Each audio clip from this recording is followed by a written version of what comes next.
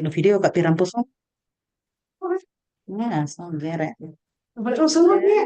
Kan jadi Oke, start. Itu nak jogi-jogi silakan. bira. Sudah, silakan dimulai Bu Asdiana. Kalau kuala anak soleh itu tapi anak soleh. Tapi tidak tadi. Bismillahirrahmanirrahim. Assalamualaikum warahmatullahi wabarakatuh. Waalaikumsalam Waalaikumsalam warahmatullahi warahmatullahi wabarakatuh. wabarakatuh. Bagaimana kabarnya hari ini anak-anak, sehat? Sehat, Sehat. Bu. Alhamdulillah sehat. Sehat. Baik, Aku sih Nordin dengan Aiman rasanya aku kita sama Ira memulai kemana. pelajaran kita pada hari Dan ini. teman itu Ren. Ibu meminta sama ketua kelasnya dulu untuk menyiapkan sekaligus memimpin doa pembelajaran kita pada hari ini. Suryati, silahkan nak dipimpin.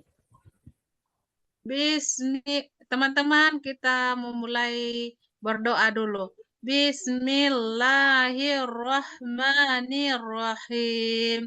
Rabbi Bisidni ilman warzuqni fahman. Ya, terima kasih nak sudah memimpin doa pada hari ini. Selanjutnya Ibu mengecek dulu kehadiran siapa-siapa yang hari ini tidak sempat hadir. Husnul Aima, Hadir, Bu. Irmayanti, siapa lagi? Herman, Alfa. Alfa. Ya, semoga Herman minggu depan bisa hadir dan bergabung dengan kita lagi. Baik, anak-anak sekalian, minggu lalu kita sudah membahas tentang materi sholat. Nah, sekarang apakah di antara kalian masih ada yang mengingat pengertian dari sholat? Yang masih ingat apa itu pengertian dari sholat? masih ingat Ibu? Siapa yang bisa? Ibu. Ya, silahkan. Pengertian salat menurut bahasa adalah berdoa, sedangkan menurut istilah salat adalah suatu perbuatan serta perkataan yang dimulai dengan takbir dan diakhiri dengan salam sesuai dengan persyaratan yang ada. Iya, kita berikan aplaus dulu untuk teman kita Asmawati. Ya, terima kasih nak sudah memberikan jawaban atas pertanyaan Ibu Guru tadi. Jadi benar apa yang disampaikan oleh teman kita tadi bahwa pengertian salat itu menurut bahasa artinya berdoa, sedangkan menurut istilah perbuatan atau perkataan yang dimulai dari takbir dan diakhiri dengan salam sesuai dengan syariat-syariat tertentu. Nah, sekarang dalam sehari berapa kali kita melaksanakan sholat? 5 kali. Iya, 5 kali. Yang mana itu termasuk salat Subuh. salat subuh. Salat subuh berapa rakaat? 2. Nah, zuhur 4. 4. Asar 4. Maghrib 3. Isya 4. Iya. Jadi 2, 4, 4, 3, 4 itu nak nomor WA-nya Allah. Iya. Jadi kalau mau berhubungan sama Allah, mau berkomunikasi sama Allah dengan cara melaksanakan sholat.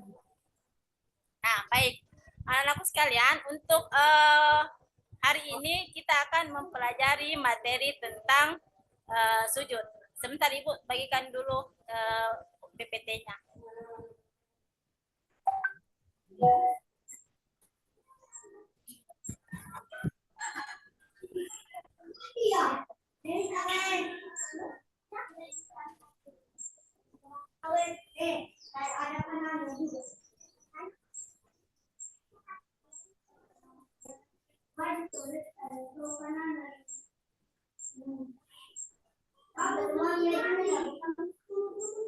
Ya, bagaimana anak-anak sudah muncul? Belum Ibu. Ya. Ya sudah. Ya, baik. Anak-anakku sekalian, hari ini kita akan membahas materi jiwa lebih tenang dengan banyak melakukan sujud.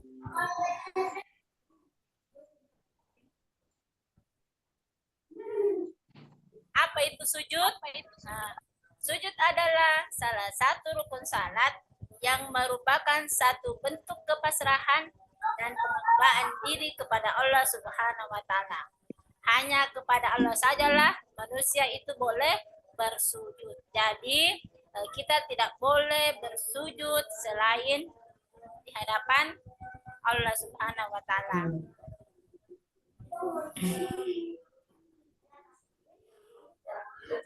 Macam-macam sujud itu ada 3. Yang pertama adalah sujud syukur, sujud sahwi, dan sujud tilawah. Tapi untuk hari ini kita akan membahas materi tentang sujud syukur. Sujud syukur itu apa? Artinya syukur itu berterima kasih kepada Allah. Sementara sujud syukur adalah sujud yang dilakukan ketika seseorang memperoleh kenikmatan dari Allah atau terhindar dari mara bahaya. Jadi anak-anakku sekalian, kalau kita memperoleh kenikmatan atau kita terhindar dari mara bahaya, berarti kita harus melakukan yang namanya sujud syukur. Misalnya memperoleh kenikmatan, misalnya anak-anakku sekalian mendapat peringkat 1 di kelas. Berarti itu kan salah satu contoh memperoleh kenikmatan. Berarti anak-anakku sekalian bisa melakukan sujud syukur. Terhindar dari mara bahaya, misalnya dalam perjalanan misalnya kita ke Makassar, tiba-tiba misalnya mobil tak mungkin hampir tabrakan. Alhamdulillah itu namanya sudah terhindar dari mara bahaya karena kendaraan yang kita tumpangi tidak sampai tertimpa musibah kecelakaan. Selanjutnya, sebab-sebab melaksanakan sujud syukur. Itu yang Ibu tadi bilang. Yang pertama mendapatkan nikmat dari Allah Subhanahu wa Ta'ala dan terhindar dari mara bahaya.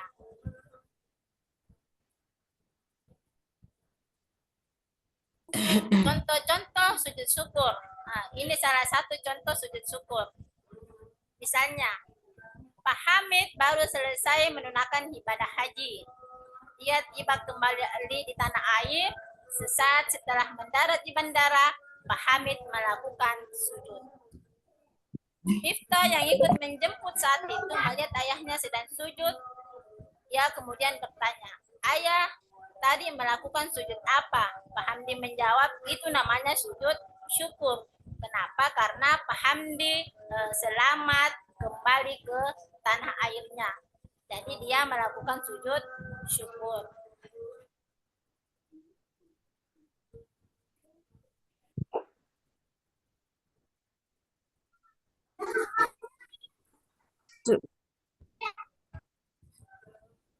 Sekarang tata cara sujud syukur. Yang pertama menghadap kiblat.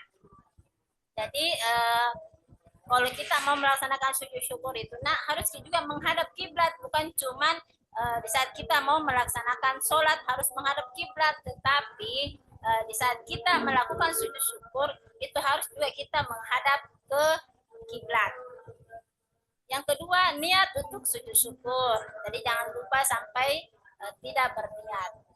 Yang ketiga, sujud seperti sujud dalam salat dengan membaca doa. Yang keempat, duduk kembali dan memberi salam.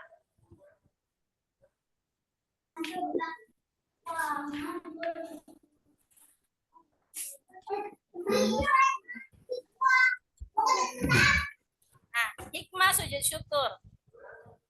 Hikmah sujud syukur itu yang pertama, orang yang mendapatkan nikmat atau kelebihan kalau tidak berhati-hati dapat lupa diri sehingga menjadi angkuh atau sombong.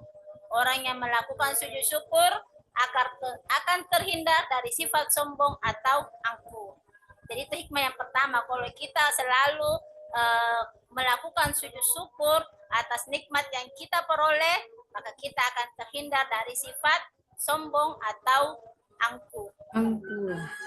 Yang kedua, memperoleh kepuasan batin berkaitan dengan anugerah yang diterima dari Allah Subhanahu wa Ta'ala. Jadi memang ada kepuasan tersendiri batin kita kalau atas nikmat yang kita peroleh apabila kita selalu melakukan sujud syukur. Yang ketiga, hikmah sujud syukur yaitu merasa dekat dengan Allah Subhanahu wa Ta'ala sehingga memperoleh bimbingan dan hidayahnya. Jadi kita itu selalu merasa dekat dengan Allah kalau kita selalu melakukan sujud syukur. Yang keempat, memperoleh tambahan nikmat dari Allah Subhanahu wa Ta'ala dan selamat dari siksanya. Jadi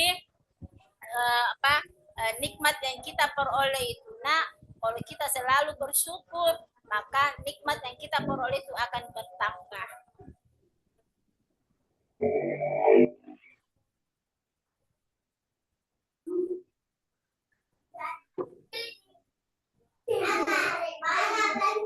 Ya, baik anak-anakku sekalian, untuk materi sujud pada hari ini sampai di sini, tetapi Ibu akan memberikan tugas kepada anak-anakku sekalian, mungkin bisa memberikan kesimpulan tentang materi kita pada hari ini.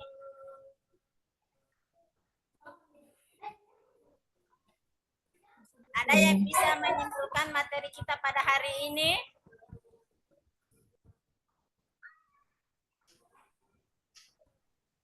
Ya, jadi kesimpulannya itu pertama itu sujud syukur itu dilakukan ketika kita memperoleh kenikmatan dan terhindar dari mara bahaya. Ya, anak-anakku sekalian, untuk hari ini cukup selesai dan insya Allah minggu depan semoga kita diberikan umur yang panjang dan selalu diberikan kesehatan. Minggu depan kita akan membahas kembali tentang materi sujud sahwi dan sujud tilawah. Dan akhirnya Ibu akhiri dengan ucapan wabillahi taufiq wal hidayah. Wassalamualaikum warahmatullahi wabarakatuh. Waalaikumsalam Waalaikumsalam warahmatullahi wabarakatuh.